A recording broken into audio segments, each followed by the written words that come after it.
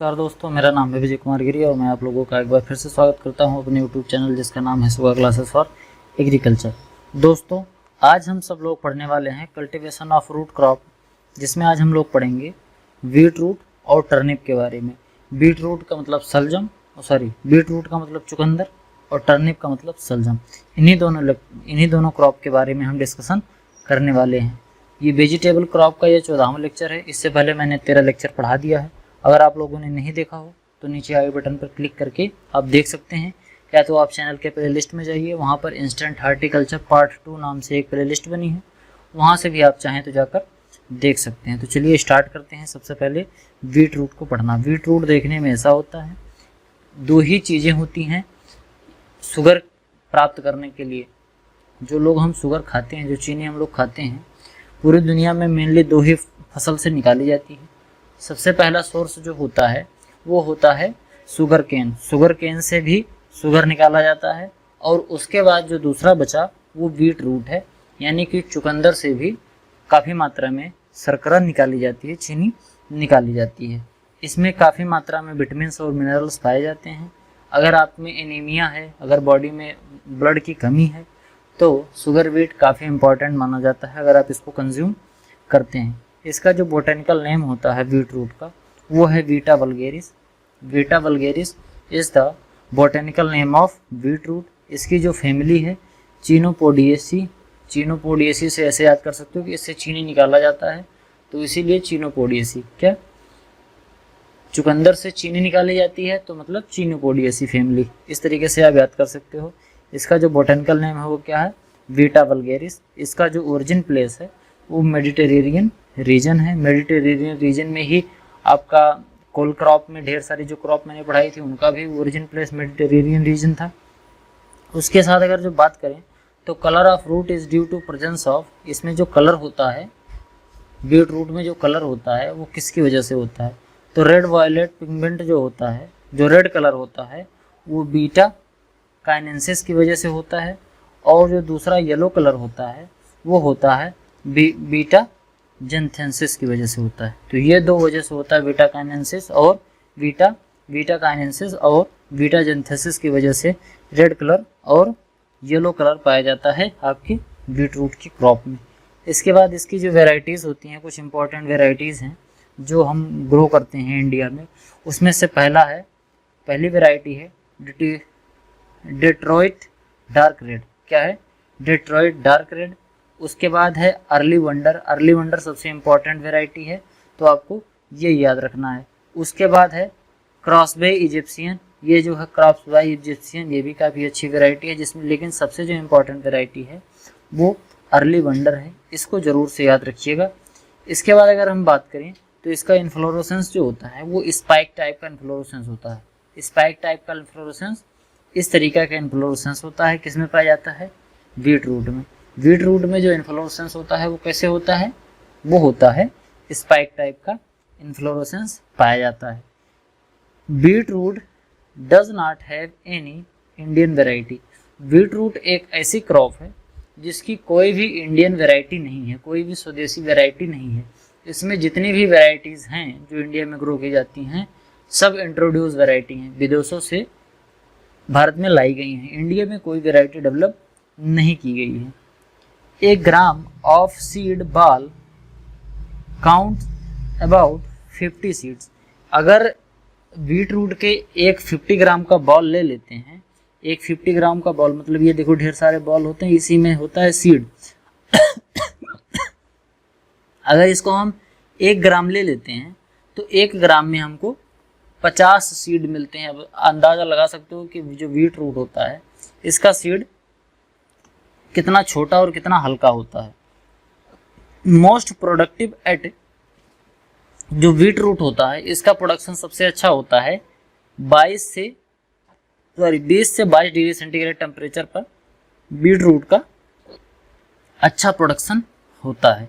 उसके बाद thinning is compulsory in beetroot, क्योंकि मैंने बताया कि अभी देखो जो बीट रूट होता है इसका सीड भी छोटा होता है और हल्का भी होता है। इसीलिए अगर जब हम सोइंग करते हैं तो row to row, plant to plant जो डिस्टेंस होती है वो काफ़ी नज़दीक हो जाती है। तो पौधों के बीच में पर्याप्त दूरी करने के लिए बीच बीच में से हमको प्लांट को निकालना होता है, जिसको हम बोलते हैं थिनिंग। इसी थिनिंग की जो प्रोसेस है ये बीट रूट में काफ़ी इंपॉर्टेंट मानी जाती है, क्योंकि थिनिंग अगर हम नहीं करेंगे तो प्लांट के बीच में दूरी काफ़ी कम हो जाएगी, जिससे उनकी ग्रोथ पर एडवर्स इफेक्ट पड़ेगा। उसके बाद है beets are harvested when they attend a diameter of 3.5 centimetre.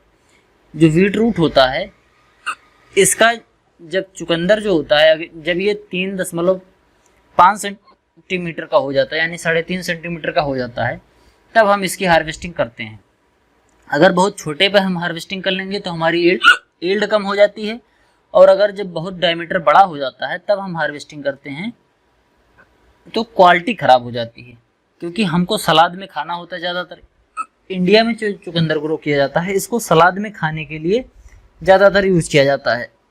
अगर हमको इससे शर्करा नहीं निकालना है, चीनी नहीं बनानी है, तो इसको हम जब छोटा छोटा रहता है तभी हार्वेस्ट कर लेते हैं।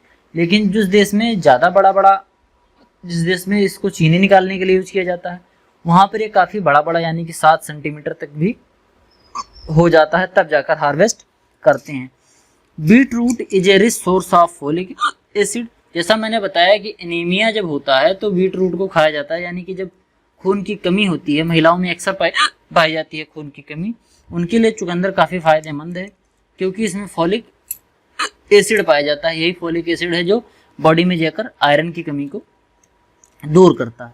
Essential for pregnant women to reduce risk of spina bifida, ये बिफिडा बोलते हैं। इसमें क्या होता है कि जो नवजात शिशु होता है उसकी जो स्पाइनल कॉर्ड होती, स्पाइन होती है, यानी कि उसकी जो रीढ़ की हड्डी होती है, वहाँ पर एक ऐसे मोटा सा कुछ सिस्टम डेवलप हो जाता है, ऐसे वो सूज जाता है। तो इसके प्रभाव को कम करने के लिए, ये बीमारी ना हो इसके लिए बीट रूट को कंज्यूम किया जाता है प्रेग्नेंट औरतों में, जिससे प्रेग्नेंट औरतें जो होती हैं उनमें, उनके जो नवजात शिशु होते हैं उनमें स्पाइनिया बाइफिडा वाली जो बीमारी होती है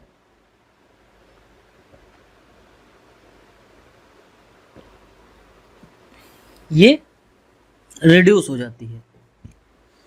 उसके बाद जो आपकी दूसरी क्रॉप है वो है टर्निप। टर्निप देखने में ऐसा होता है, सलजम इसकी सब्जी भी बनती है और इसको सलाद के रूप में भी खाया जाता है। अब जो टर्निप है इसका जो बोटेनिकल नेम है वो है ब्रेसिका रापा। ब्रेसिका ओलेरेसिया जो है उसी फैमिली का है, यानी कि ब्रेसिकेसी फैमिली का ही है। ब्रेसिकेसी क्रूसीफेरी फैमिली का ही है। इसकी जो फैमिली है वो क्रूसीफेरी है, चाहे ब्रेसिकेसी भी बोल सकते हो। पुराना नाम ब्रेसिकेसी है और नया नाम क्रूसीफेरी है। इसका जो ओरिजिन है वो इंडो चाइना है, यानी इंडिया और चाइना इसका ओरिजिन प्लेस माना जाता है। इंडिया और चाइना का जो रीजन है वो टर्निप का ओरिजिन प्लेस माना जाता है। उसके बाद जो टर्निप है इसका इन्फ्लोरेसेंस जो होता है वो होता है टर्मिनल रेसिम। टर्मिनल रेसिम वाला जो पुष्पक्रम होता है वो इस टाइप का होता है। अब आप चाहें तो यहाँ से ध्यान से देख सकते हैं। अभी मैंने स्पाइक पुष्पक्रम पढ़ाया था बीट रूट में, इन्फ्लोरेसेंस उसका स्पाइक टाइप का था और ये रेसिम टाइप का है।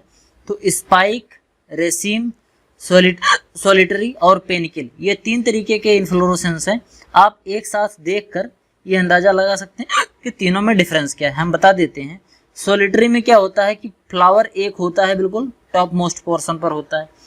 स्पाइक वाले में क्या होता है कि जो मेन स्टेम होता है फ्लावरिंग वाला, उसी के बिल्कुल सटा हुआ सीड फॉर्मेशन होता है। फ्लावरिंग बिल्कुल इसके स्टेम से सटी हुई होती है। इसमें रेसिम में क्या होता है, थोड़ा सा दूर दूर होता है।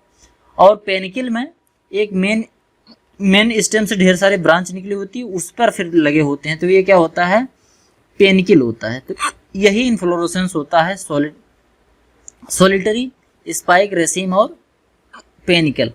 Turnip has strong sporophytic self incompatibility. जो टर्निप की क्रॉप है इसमें सेल्फ इनकम्पेटिबिलिटी पाई जाती है, मतलब कि इसमें सेल्फ पॉलिनेशन नहीं होता है, क्रॉस पॉलिनेशन होता है। क्यों? क्योंकि इसके अंदर सेल्फ इनकम्पेटिबिलिटी पाई जाती है। और कौन सी टाइप की?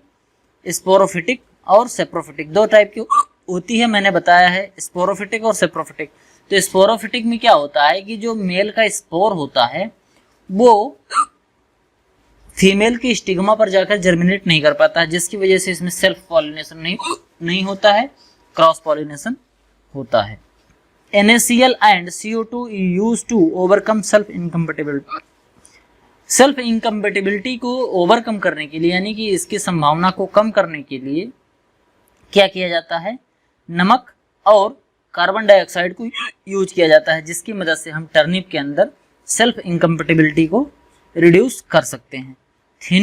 Thinning is important in turnip to maintain optimum plant to plant spacing and required population. Thinning इसमें भी काफ़ी इंपॉर्टेंट है, क्योंकि इसके भी सीड जो होते हैं बहुत हल्के और छोटे छोटे होते हैं।